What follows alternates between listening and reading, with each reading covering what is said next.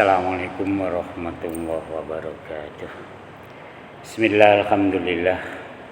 Alhamdulillahilladzi ja'ala syahrul ramadana syahrul rahmah wal maghfirah wa syahru yujadu fihi rizqa wa syahru mustajabatud do'ah wa mudha'afatul hasanah. Asyhadu an la ilaha illallah wahdahu la syarikalah wa asyhadu anna Muhammadan abduhu wa rasuluhu la nabiyya ba'dah. Allahumma shalli wa sallim ala nabiyyi rahmah sayyidina Muhammad ibn Abdillah wa ala alihi wa ashabihi wa man tabi'ahu ila yaumil qiyamah. Qala Allahu ta'ala fil Qur'anil Karim, a'udzu billahi minasyaitonir rajim. Ya ayyuhalladzina amanu kutiba alaikumus syiyam kama kutiba alal ladzina min qablikum la'allakum tattaqun. Sivitas Akademika MAN 7 Jakarta yang berbahagia, para asatidz dan semua talamid.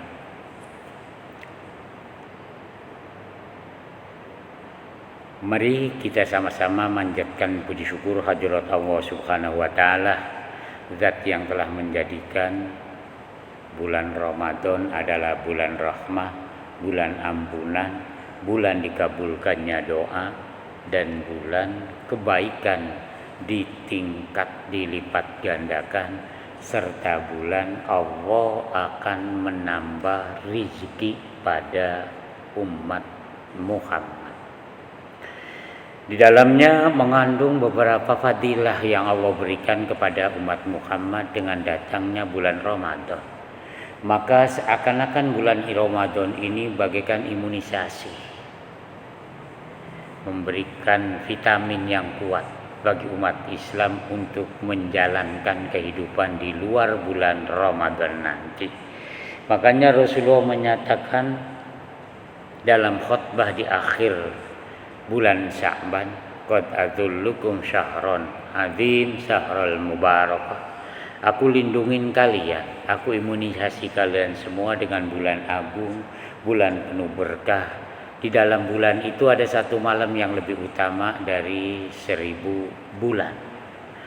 Terus Rasulullah menyatakan fadilah bulan Ramadan. Nah, fadilah itu harus diproses, harus dikejar, harus diusahakan. Prosesnya dinyatakan dalam syariat, kutiba alaikumus syiyam, wajib puasa. Siang harinya diwajibkan berpuasa. Itu memproses apa? Memproses untuk menemukan bulan rahmah, bulan maghfirah, bulan yang dikabulkannya doa. Puasa dulu, itu proses puasa. Kemudian wa qiyamuhu mustahab. Salat malamnya sunnah. Itu proses juga. Jadi siangnya puasa, malam harinya qiyamul Ramadan yang disebut dengan sholatut tarawih. Kemudian proses-proses yang lainnya di situ dianjurkan oleh Rasulullah. Aktsiru bi qiraatil Quran, perbanyak baca Al-Quran, tadarus. Kemudian Rasulullah menyatakan aktsiru bid doa, perbanyaklah dengan doa. Aktsiru bid dzikri, perbanyaklah dengan zikir. Makanya kenapa kalau di bulan Ramadan terdengar tuntunan Rasulullah kalimat-kalimat zikir. Asyhadu an la ilaha illallah astaghfirullah nas'aluka ridhaka wal jannah wa na'udzubika min syakhatika wan nar. Itu proses semuanya. Puasa proses, berdoa proses, sholat tarawih proses. Karena ingat, tujuan Ramadan yang telah dijanjikan di dalam syariat itu tidak bakal digapai kalau prosesnya tidak dilaksanakan. Makanya prosesnya dilaksanakan. Baru nanti tujuannya apa yang diinginkan oleh kita bersama, dituntun oleh syariat, yaitu la'allakum tattaqun, agar menjadi orang-orang yang bertakwa. Nah, kita ungkap lagi, apa sih takwa? Takwa itu yang akan membawa kita untuk bahagia hidup di dunia, bahagia hidup di akhirat. Fid dunya hasanah wa fil akhirati hasanah. Itu ditarik dengan kendaraan takwa. Jadi kalau kita bicara fadilah bulan Ramadan, rahmah, itu nggak cukup semalam suntuk. Bicara maghfirah nggak cukup semalam suntuk. Bicara dengan doaul mustajabah nggak cukup semalam suntuk. Nah, kali ini coba kita membedah yujadu fihi rizqa. Itu Rasulullah menyatakan bahwa bulan Ramadan ini ditambah rizki.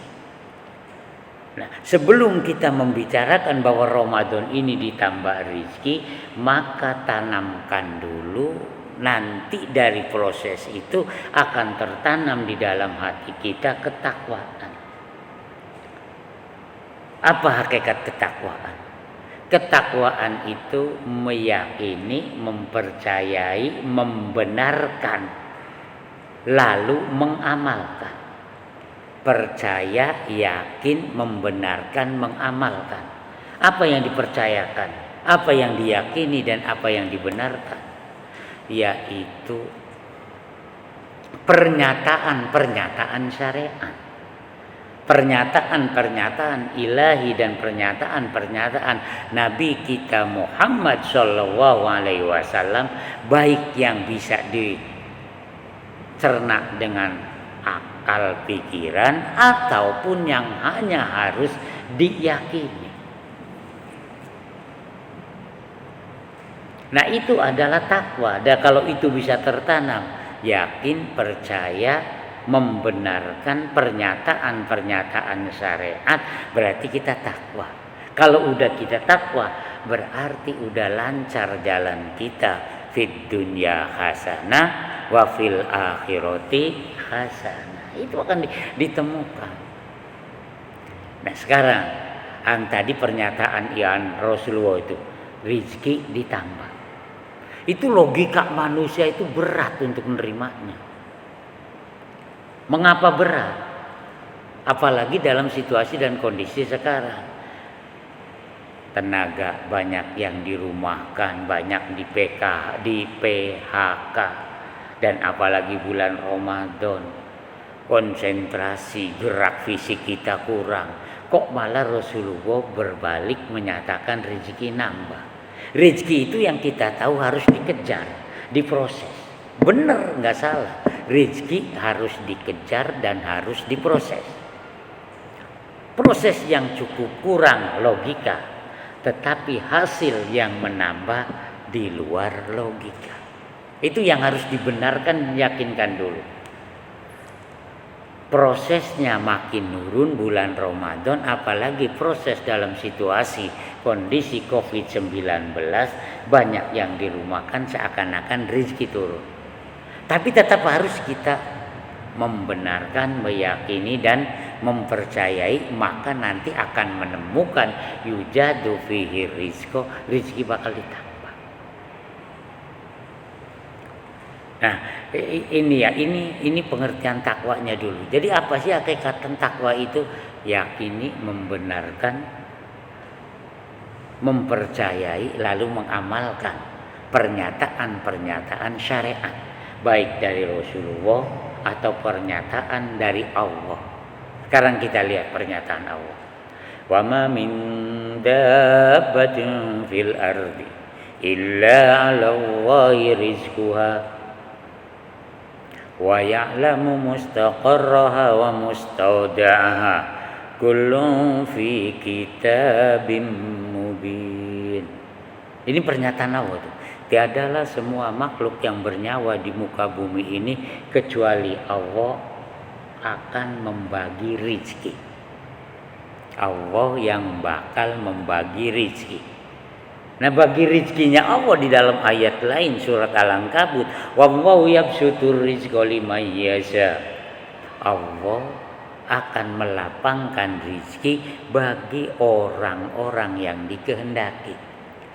Tabyinya oleh Rasulullah yabsutur rizqa yujadu fi Ramadana, ditambah di bulan suci Ramadan. Pernyataan itu yakini dulu, percaya itu. Yang di dalam surat Hud ayat 6, wa ya'lamu mustaqarraha, Allah itu tahu di mana makhluk hidup yang perlu rizki ini berada. Maka hakikatnya Allah yang bakal ngirim. Sekalipun ada di lubang yang paling dalam, di tengah malam yang gelap gulita, rizki akan diantar oleh Allah. Ada satu kisah.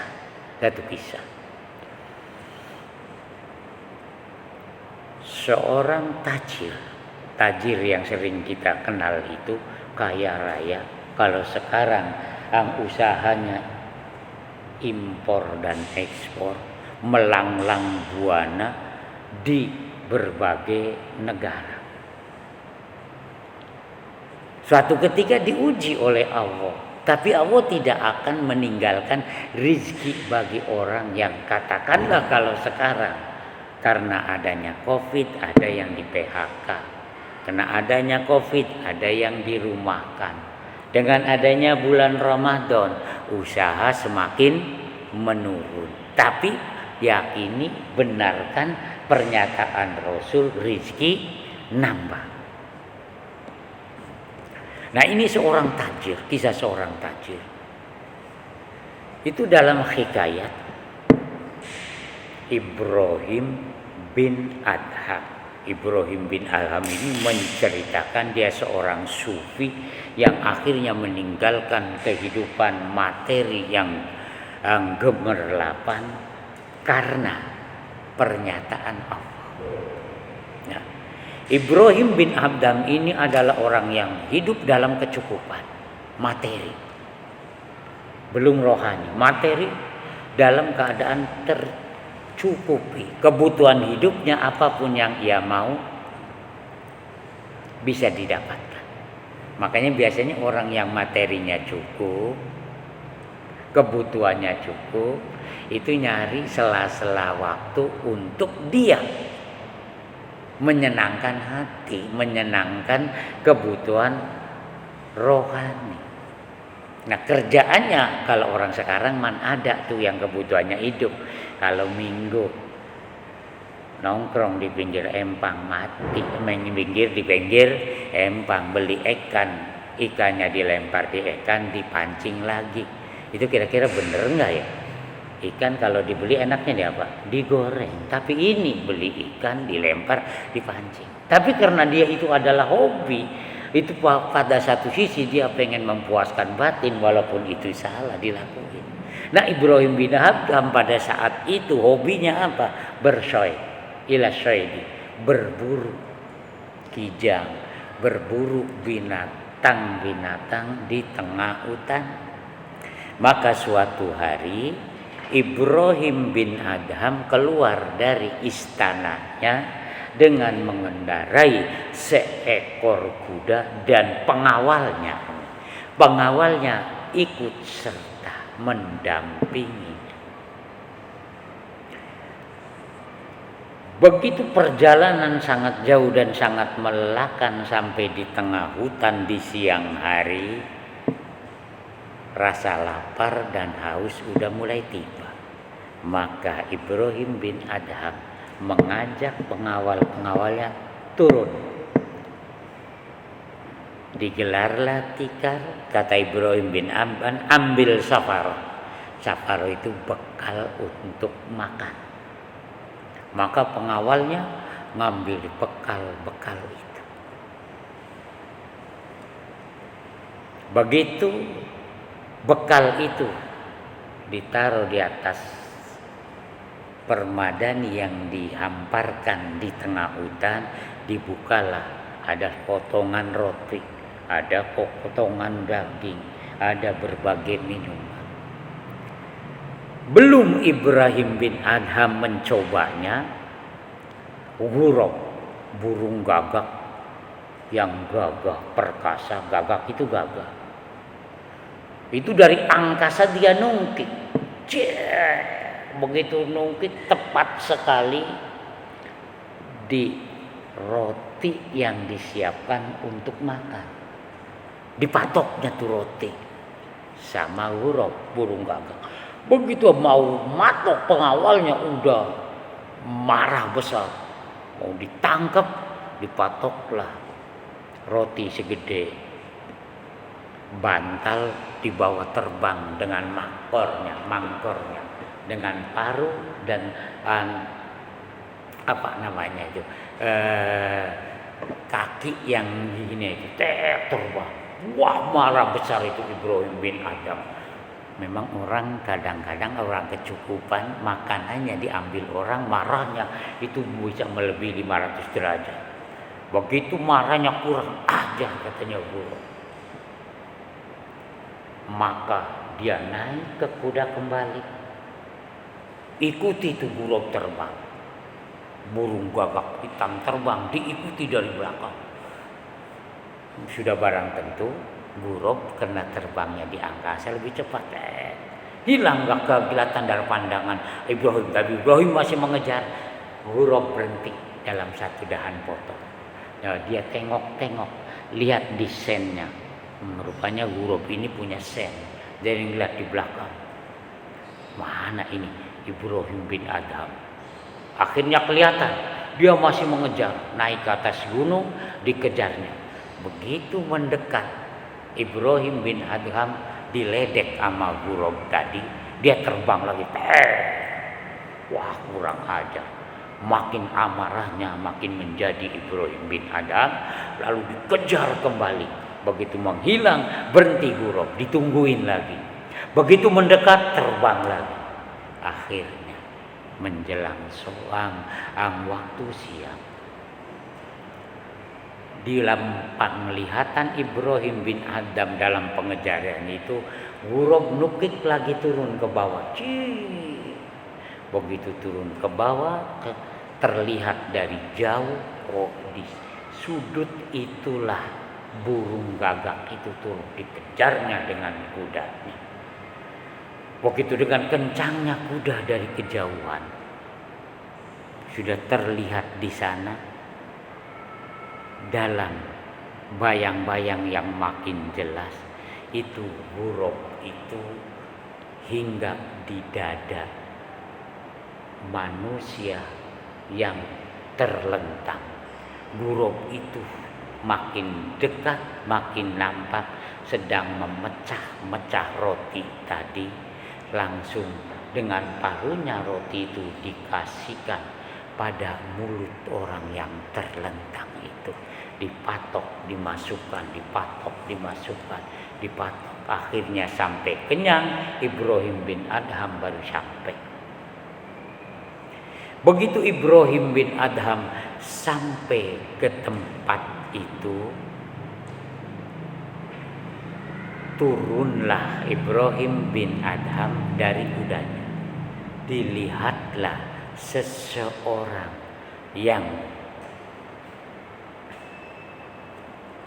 orang itu tidur terlentang, kakinya diikat, tangannya diikat. Pantes tadi dia disuapin oleh burung gagak tadi.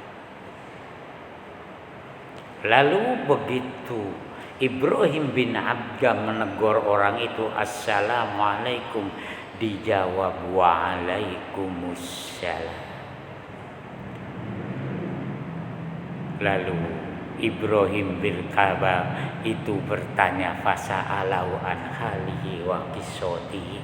Ibrahim bin Adham menanyakan tentang laki-laki yang tidur di tengah hutan, tangan dan kakinya diikat, tentang mengapa engkau sampai ada di tempat ini dan kaki tangannya terikat. Faqala rajul, laki-laki itu berkata, ana kuntu tajir, aku ini adalah seorang tajir, pengawalku banyak. Di tengah jalan ini fa'aqadani kita mutorik, aku dirampas oleh penyamun. Segala harta kekayaanku dirampas. Pengawal-pengawalku diambil, dijadikan budak sama dia. Makanya orang kalau lagi kaya raya biasanya punya pengawal. Nanti udah miskin pengawalnya diambil orang, dia akan pindah. Nah itu diambil semua pengawal-pengawalnya yang katain sekarang. Aku ditinggalkan harta kekayaanku yang mau aku impor ke negeri Sam itu diambil semua. Yang kalau sekarang miliaran rupiah tuh harganya. Lalu aku diikat di tempat ini, hanya saja itu kita utarik tidak membunuh aku, melemparkan aku di tempat ini. Berapa hari kamu di tempat ini? Fi hadil maudhu. Aku di tempat ini sab'atu ayamin, 7 hari. 7 hari. Kemudian bagaimana cara Allah bagi rezeki? Nah di situ jangan pernah tanya bagaimana metode Allah ngirim dan bagi rezeki kepada makhluknya. Kata orang tajir itu menceritakan setiap hari 3 kali burung gagak itu datang menghampiriku dengan membawa roti dan menyuapi aku dengan roti itu 3 kali sehari. Allah tidak pernah meninggalkan aku dalam keadaan kelaparan walaupun ada di tempat yang jauh di sana. Itu yang Allah nyatakan, wa ya'lamu mustaqarraha, kemana Allah itu akan bagi rizki. Kemudian dengan cara apa Allah bagi rizki, jangan pernah bertanya. Tajir itu Allah bagi rizki lewat ghurab, seekor gagak. Untuk menyelamatkan itu tajir di tengah hutan itu, jangan pernah bertanya. Allah punya cara. Makanya di kalian, masa depan kalian sebagai anak muda, jatuh bangun dalam kehidupan wajar. Jangan pernah bertanya bagaimana cara Allah bagi rezeki. Tapi yang jelas ingat memproses. Jadi orang takwa harus lewat proses puasa dan sunnah-sunnah yang lain. Nah, begitu kalian masa depan kalian proses. Proses itu ikhtiar, usaha. Tapi jangan bertanya bagaimana cara Allah akan membagi yabsutu rizqo kepada kita. Itu adalah hak Allah, metodenya Allah. Jadi kalau gambaran untuk orang umum, apalagi baru dirumahkan, apalagi baru di PHK, masih punya tetangga, masih punya saudara, masih punya teman setia, mengapa khawatir? Itu seorang tajir yang kaya raya kehidupannya selalu dipenuhi, didampingi kehidupannya kemana saja. 1 minggu di tengah hutan, apa tidak menderita? Lebih menderita, tapi Allah tidak pernah melupakan. Itu satu sisi. Allah metodenya hanya milik Allah, kita hanya memproses. Keduanya, Allah akan memberikan jalan keluar, jangan pernah tanya. Makhroja itu milik Allah. Tajir tadi tidak sampai mati dia di tengah hutan. Jalan keluarnya, makhrojanya, Allah ngirim Ibrahim bin Adham ke tempat itu. Akhirnya diselamatkan, dibonceng di kudanya, dibawa ke tempat tinggal. Kalau ada orang yang di PHK, orang dirumahkan, jangan pernah bertanya bagaimana jalan keluarnya untuk bisa bangkit kembali. Allah yang memiliki jalan keluar. Tapi jangan lupa, kita manusia diperintahkan untuk memprosesnya. Bagaikan ayat Al-Quran dalam surah Al-Baqarah, kutiba alaikumus siyam kama kutiba alal ladzina min qablikum. Nah, kalau kita udah yakin benar bahwa kita memproses, Allah mengetahui di mana kita berada untuk bagi rezeki. Allah yang akan memberikan jalan keluar untuk mendapatkan kita rezeki, hidup akan bahagia. Nah, nanti ini kalau cerita panjang lagi jambu nggak bakal ada habis. Ya. Ini barangkali untuk renungan kalian sebagai siswa MAN 7 yang masa depannya masih panjang. Dan ingat, tidak selamanya jalan itu rata, dan harus tetap yakin dan percaya kita hanya punya proses. Allah lah yang menentukan dan Allah lah yang memberikan jalan keluar. Wallahul muwaffiq ila aqwamit thoriq. Wassalamualaikum warahmatullahi wabarakatuh.